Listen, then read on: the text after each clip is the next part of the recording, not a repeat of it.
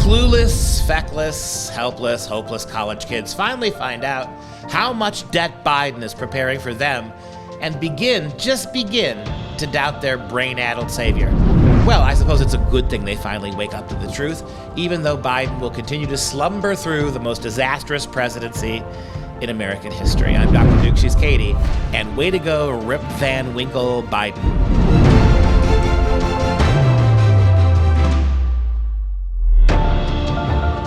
Hello, everyone, and welcome to the Dr. Duke Show, the only program that keeps you educated on the craziness impacting K-12 classrooms and college campuses around the world. Today's show is sponsored by Mike Lindell and our friends at MyPillow. MyPillow is always offering great deals, and this week they're offering their 6-piece towel set for just $40. All you have to do is use the code Dr. Duke, that's DRDUKE, and visit MyPillow and get 60% off on almost every other item as well. Again, use the code Dr. Duke, D-R-D-U-K-E. Okay, today we start at Arkansas State University, where students were recently shocked to discover not only how much debt the United States carries, which means how much debt they carry, but that Biden and the Democrats want to spend trillions more in their latest spending bill. This is not surprising, I suppose. If you had to take a guess as to what the current United States national debt is, what would you say it's at right now? I say 50 million. Probably a couple billion, at least. Try a little higher. It's 28 trillion, 800 billion, almost at 29 trillion, and so on and so on and so on. Oh my gosh. I was way off. That's insane. That's insane. We need to find some money. That's a huge amount of money. Why are we so far in debt? So that's enough to put 131 million people through 4 years of college. We incur enough debt every 7 seconds to put someone through college. You think that's sustainable? No. Right now, President Joe Biden is pushing for a $3.5 trillion spending package. Included in the bill is things like universal pre-K, 2 free years of community college, funding for green housing projects and public housing projects. You think we should be spending all of that money on these projects right now? Do you think that the taxpayers should have to pick up the tab for someone's kindergarten education or community college? That's a big no. The 2-year, I do like that, but at the same time, it can be held back a little bit. Some of the things that he would be paying for does sound nice to have, but it's hurting somebody. I mean, you might be given all those things, but somebody's paying for it. You think we should spend that money? Yeah, like use it for a good cause, yeah. I honestly feel like since we're so far in debt at this point, it doesn't matter. If the money is going to be spent, it should be spent towards helping the citizens of the United States. Before we go to Katie, I just got to say, the same young woman who thought we were $50 million in debt, basically half of LeBron James' current contract, is the same young woman who said, yeah, we should spend the money. Amazing. And if you watch the rest of the video, she's the same young woman whose mind was changed because she was educated as to actually what's happening. But as we know, most of these college students come in from high school not having any understanding about what's happening out in the world. I mean, they're in high school, they don't care anyway. But then they get to college and they start to hear some of these things. And oftentimes it's only from one perspective instead of hearing, okay, here are the facts, now you choose. And once this young woman and a lot of the other people in the video that Addison Smith from Campus Reform did, once they heard it, their minds were changed. And they admitted on camera that their minds were changed. So I recommend you go and check out the entire video to get a little bit more context with it. But it is really quite interesting because anytime I would talk about the national debt in my freshman level courses that I had taught while earning my degree, the students had pretty much the same response as, I don't know, maybe we're in like 50 million or 100 million. And then once you open your eyes, got them to see, wow, like Addison did, in every 7 seconds we could pay for someone to go to college full ride. It changes the way they start to think about things and they get a little bit more perspective. So if we could get more Addison Smiths, I guess, out there on every single campus talking to every student, then hey, call it education. It's a damn university. Why do you need Addison Smith to show up with us? Is there nobody on this campus, not one economics professor, not just one single business professor who talks about any of this stuff? Is it completely eradicated from college the reality of what these kids are going to be facing? Has the progressive lie gotten so? It used to be that business professors were right-wingers, remember? You were likely to, the only social science in which you'd find conservatives would be economics. Remember those days? No. The days have now risen where even the business professors are complicit in this. Apparently, the idea that somebody has to walk on campus from an outside organization and lecture kids, show kids the reality of our economic situation is staggering. How much money are they paying to go there? Well, somebody else is probably paying for them to go to these schools, that they can remain so much in the dark, even while they're sitting there right on college campuses.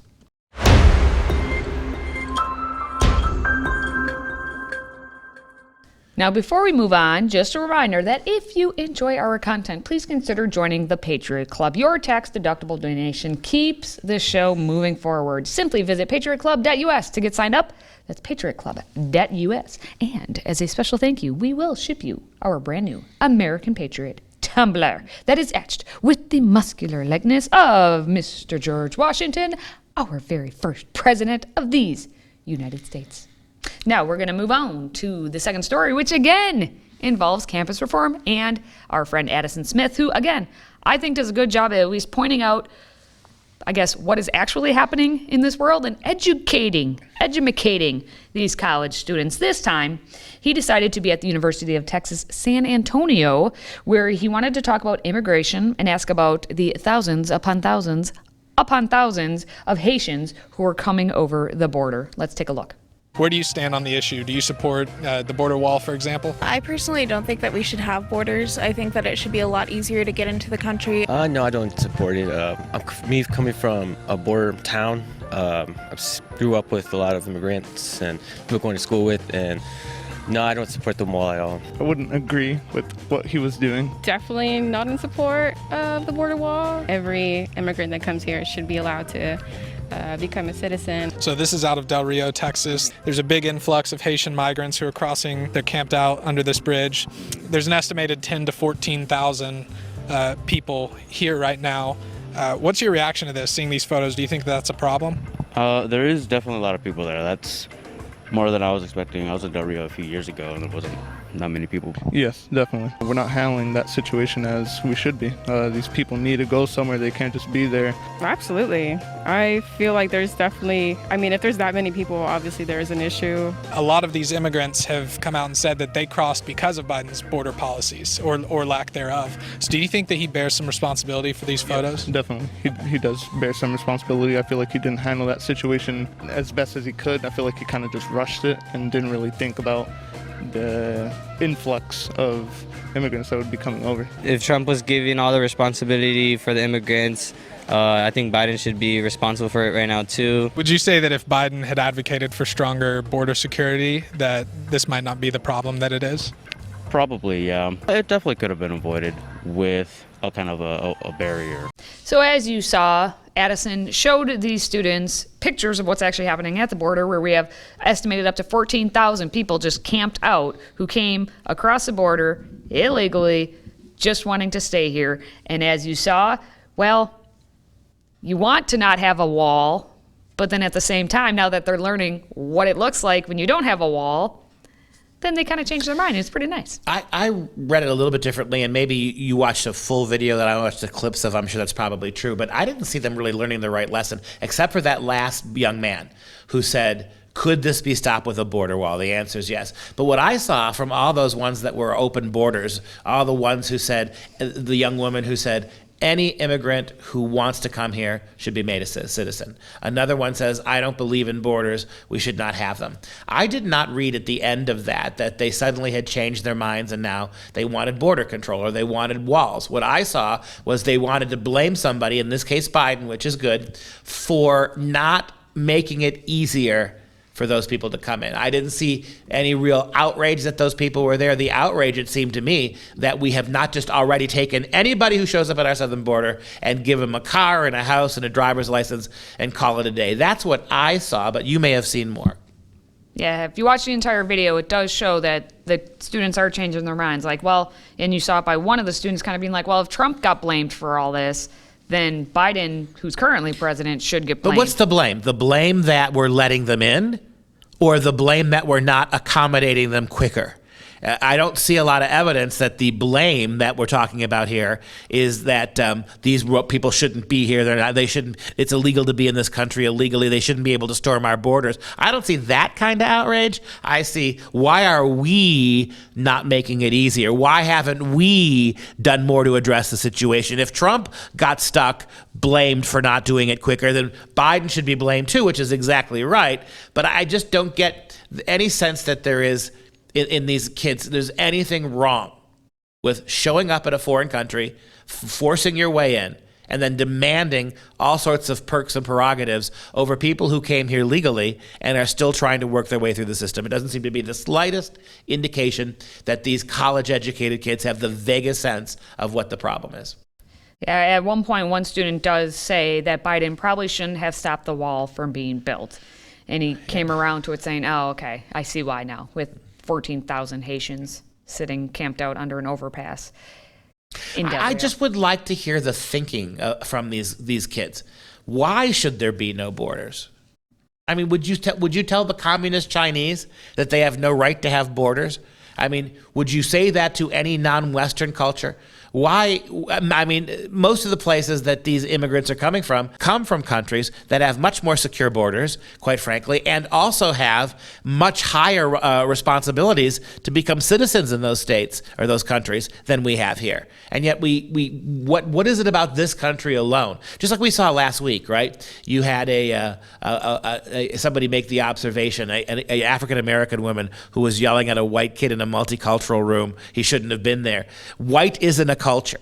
America isn't a country. We have the same attitude, right? America isn't really a country. Unlike the other countries that have their histories and their traditions and their borders and their laws, none of that seems to matter when we're dealing with the United States, which apparently should just be an open haven, one big hostel for anybody in the world who wants to show up for any reason.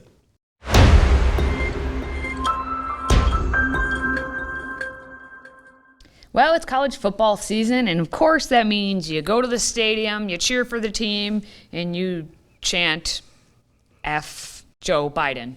At least that's what's been happening all across the nation. It's not just one division or, the Big 10 or Big 12 or whatever it's called now, or the MAC or any of the... It's across. I'm guessing it maybe even happens at D3 schools. I'm not sure, but for sure at the D1 schools. It's going to be as big as the Macarena was back in the day. He's aging himself very well. So at the college football stadiums, F. Joe Biden has been a trend, and I guess it's becoming popular. It's also happening at Major League Baseball games and at the Ryder Cup. It just happened. Ryder Cup for... I didn't know what it was either. It's golf. With golf fans, where the most... When even golfers... The most emotion they can have is to whisper there or to give the golf clap are now giving a full-throated F. Joe Biden. And let's not forget NASCAR, right? This is I think what you're seeing here is the silent majority, and it's a big majority, the silent majority of people who watched for 4 years, where every time Trump sneezed, it was an end-of-the-world event. Every time some idiot with a dossier being paid by the Democrat National Committee showed up to talk about peeing on prostitutes, it was the end of the world. Multiple attempts at impeachment. Now, you watch the clown show that this country is, how it's being driven off a cliff by Biden asleep at the wheel. And now people have an outlet, right? They're going to use, when their cameras are on and they're out there doing their thing, they're going to take time to call it what it is, F. Joe Biden. It sounds about right. And now it's even trending on the Twitter, so of course it's become official. It's Twitter official, F. Joe Biden.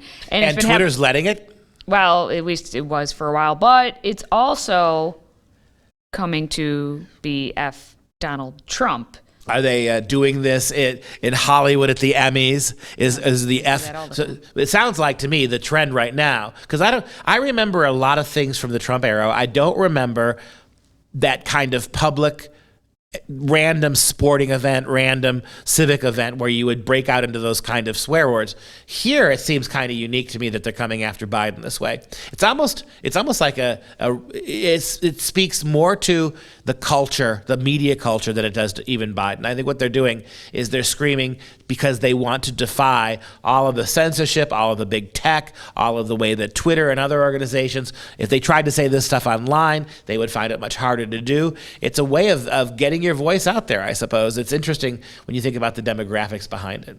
Well, if you take a look at the Forbes article, that they put an interesting thought out there is like, what is this trend kind of leading to?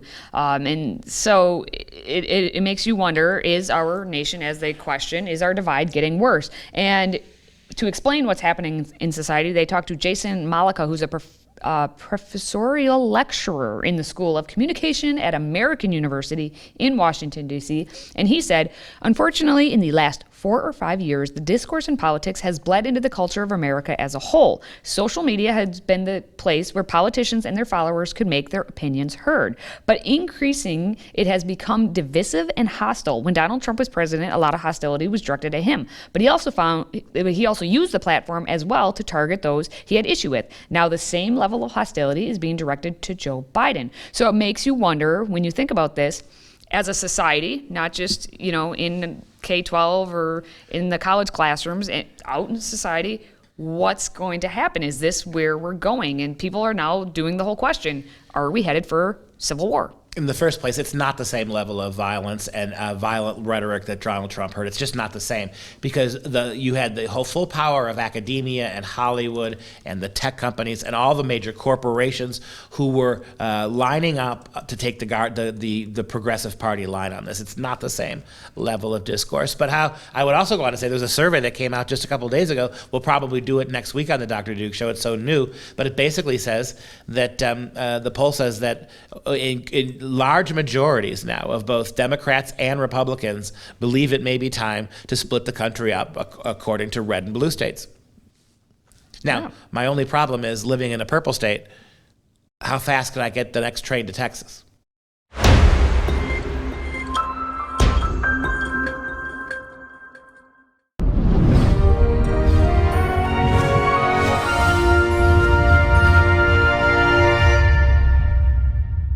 It's time again for some real education. The Course of Empire is our theme, a series of 5 paintings painted in the 1830s by our artist of the week, Thomas Cole. He was dead by 1848. He was born in 1801.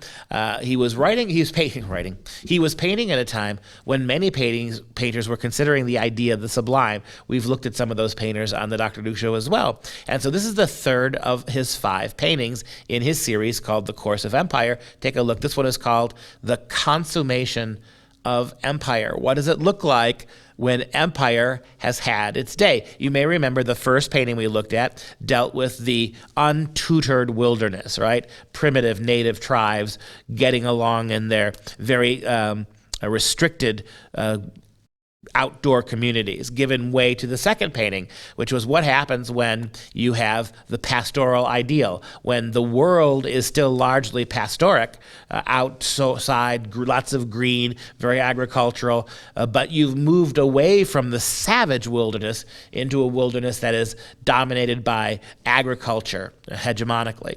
Then to this, what happens when we get to the Course of Empire, the Consummation of Empire, when empire is achieved. And I think you certainly could make an argument that that's true in modern America ever since World War II. This third painting, The Consummation of Empire, shifts the viewpoint to the opposite shore of our mythical valley, approximately the site of the clearing in the first painting. It is noontide of a glorious summer day. Both sides of the river valley are now covered in colonnaded marble structures whose steps run down to the water. The megalithic temple seems to have been transformed into a huge dome structure dominating the entire riverbank. The mouth of the river is guarded by 2 lighthouses, and ships with lateen sails go out beyond the sea all over the world, spreading trade and, I would imagine, the values of the particular empire. A joyous crowd gathers on the balconies and terraces as a scarlet-robed king or victorious general or emperor crosses a bridge connecting the 2 sides of the river in a triumphant procession. In the foreground, an elaborate fountain gushes. The look of the painting suggests the height of ancient Rome. The decadence seen in every detail of the cityscape foreshadows the inevitable fall of this mighty civilization. All right, we want to take a moment now to show some love to our Patriot Club members, and today we're giving a shout out to David from Ottawa, Kansas. David, thank you for supporting us. Way to rock, Rock Chalk J Hawk. And that wraps up this show. For Freedom Project, I'm Dr. Duke, she's Katie. Until next time, stay educated, my friends.